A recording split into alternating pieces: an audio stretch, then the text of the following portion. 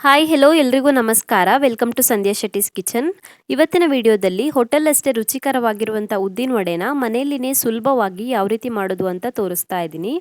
ಉದ್ದಿನ ಬೇಳೆನ ಅರ್ಧ ಗಂಟೆ ನೆನೆಸಿದ್ರೆ ಸಾಕಾಗುತ್ತೆ. ಮಿಕ್ಸಿನಲ್ಲೇ ರುಬ್ಬಿಟ್ಟು ತುಂಬಾ ರುಚಿಯಾಗಿರುವಂಥ ಹೊರಗಡೆ ಕ್ರಿಸ್ಪಿಯಾಗಿ ಒಳಗಡೆ ಸಾಫ್ಟ್ ಆಗಿರುವಂಥ ಉದ್ದಿನ ವಡೆನ ಈಸಿಯಾಗಿ ಪ್ರಿಪೇರ್ ಮಾಡ್ಕೊಳ್ಬೋದು. ಬನ್ನಿ ಹಾಗಿದ್ರೆ ರೆಸಿಪಿ ಹೇಗಿದೆ ಅಂತ ನೋಡೋಣ. ಉದ್ದಿನ ವಡೆ ಮಾಡೋದಕ್ಕೆ ನಾನಿಲ್ಲಿ 1 ಕಪ್ ಆಗೋಷ್ಟು ಉದ್ದಿನ ಬೇಳೆನ ತಗೊಳ್ತಾ ಇದ್ದೀನಿ. ಉದ್ದಿನ ಬೇಳೆನ ಚೆನ್ನಾಗಿ ತೊಳೆದ್ಬಿಟ್ಟು ನೆನೆಸ್ಕೊಳ್ಬೇಕು. ಒಂದು 2-3 ಸಲ ಚೆನ್ನಾಗಿ ತೊಳ್ಕೊಳ್ಳಿ. ನಂತರ ಇದನ್ನು ಅರ್ಧ ಗಂಟೆಗಳ ಕಾಲ ನೆನೆಸ್ಕೊಳ್ಬೇಕು. ಉದ್ದಿನ ಬೇಳೆನ ನೆನೆಯೋದಕ್ಕೆ ಹಾಕಿ ಅರ್ಧ ಗಂಟೆ ಆಗಿದೆ. ಇವಾಗ ಕೈಯಲ್ಲಿ ಒಂದು ಬೇಳೆನ ತೊಗೊಂಡ್ಬಿಟ್ಟು ಈಸಿಯಾಗಿ ಕಟ್ ಮಾಡೋದಕ್ಕೆ ಬರುತ್ತಾ ನೋಡಿ. ಈ ರೀತಿ ಈಸಿಯಾಗಿ ಕಟ್ ಮಾಡೋದಕ್ಕೆ ಬರಬೇಕು. ಅರ್ಧ ಗಂಟೆಯಲ್ಲಿ ಅಷ್ಟು ನೆನೆಯುತ್ತೆ. ಅರ್ಧ ಗಂಟೆ ನೆನೆದ್ರೆ ಸಾಕಾಗುತ್ತೆ. ಇವಾಗ ಇದನ್ನು ಮಿಕ್ಸಿ ಜಾರಿಗೆ ಸೇರಿಸ್ಕೊಳ್ತಾ ಇದ್ದೀನಿ ರುಬ್ಕೊಳ್ಳೋದಕ್ಕೆ. ನೀರನ್ನು ಪೂರ್ತಿಯಾಗಿ ರಿಮೂವ್ ಮಾಡಿಬಿಟ್ಟು ರುಬ್ಬೋದಕ್ಕೆ ಹಾಕಬೇಕು. ಯಾವಾಗಲೂ ಒಡಗ್ಗೆ ರುಬ್ಕೊಳ್ಳುವಾಗ ನೀರು ಸ್ವಲ್ಪ ಕಮ್ಮಿ ಸೇರಿಸ್ಕೊಳ್ಬೇಕು. ಪೂರ್ತಿ ಬೇಳೆನ ಸೇರಿಸ್ಕೊಂಡ ನಂತರ ಇದಕ್ಕೊಂದು 3-4 ಚಮಚ ಆಗೋಷ್ಟು ನೀರನ್ನು ಸೇರಿಸ್ಕೊಳ್ಳಿ. ಸ್ವಲ್ಪ ನೀರನ್ನು ಸೇರಿಸ್ಕೊಳ್ಳಿ. ಒಂದ್ಸಲ ಗ್ರೈಂಡ್ ಮಾಡಿದ ನಂತರ ಮತ್ತೆ ಇದೇ ರೀತಿಯಾಗಿ ಸ್ವಲ್ಪನೇ ನೀರನ್ನು ಸೇರಿಸ್ಕೊಂಡು ಗಟ್ಟಿಯಾಗಿ ರುಬ್ಕೊಳ್ಬೇಕು. ಒಂದೇ ಸಲಕ್ಕೆ ನೀರು ಹಾಕ್ಕೊಳ್ಬಾರ್ದು.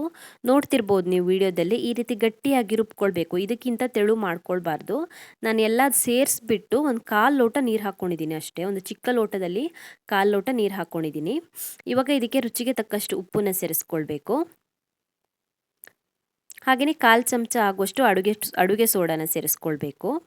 ಚೆನ್ನಾಗಿ ಮಿಕ್ಸ್ ಮಾಡ್ಕೊಳ್ಳಿ. ಎರಡನ್ನು ಸೇರಿಸ್ಬಿಟ್ಟು ಉಪ್ಪು ಮತ್ತು ಅಡುಗೆ ಸೋಡಾನ ಸೇರಿಸ್ಬಿಟ್ಟು ಚೆನ್ನಾಗಿ ಮಿಕ್ಸ್ ಮಾಡ್ಕೊಳ್ಳಿ.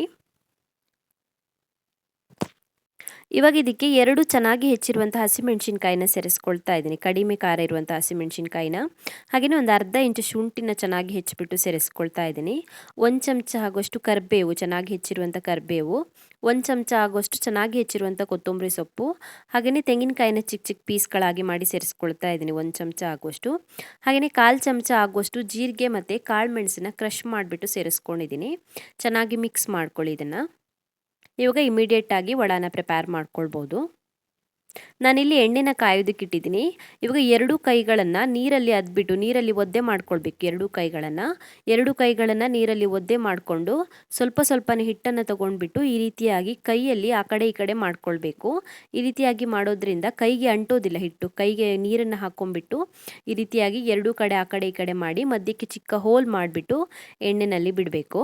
ಈ ರೀತಿ ಮಾಡೋದ್ರಿಂದ ಹಿಟ್ಟು ಎಷ್ಟು ತೆಳುವಾಗಿದ್ರೂ ಕೂಡ ನಾವು ಈಸಿಯಾಗಿ ಎಣ್ಣೆಯಲ್ಲಿ ಬಿಡೋಕ್ಕಾಗತ್ತೆ. ಕೈಗೆ ನೀರು ಹಾಕ್ಕೊಂಡು ಮಾಡೋದ್ರಿಂದ ಶೇಪ್ ಕೂಡ ಚೆನ್ನಾಗಿ ಬರುತ್ತೆ. ಈ ರೀತಿ ಮಧ್ಯಕ್ಕೆ ಹೋಲ್ ಮಾಡಿಬಿಟ್ಟು ವಡಾನ ಬಿಡಬೇಕು ಎಣ್ಣೆಯಲ್ಲಿ.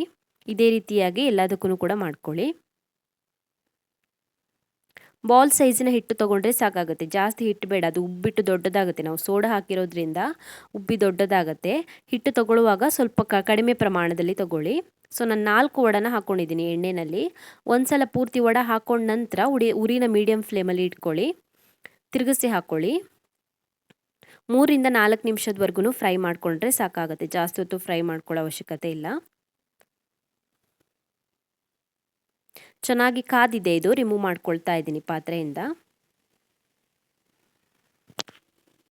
ಇದೇ ರೀತಿಯಾಗಿ ಉಳಿದಿರುವಂಥ ಹಿಟ್ಟಿಂದನೂ ಕೂಡ ವಡಾನ ಪ್ರಿಪೇರ್ ಮಾಡ್ಕೊಳ್ಳಿ.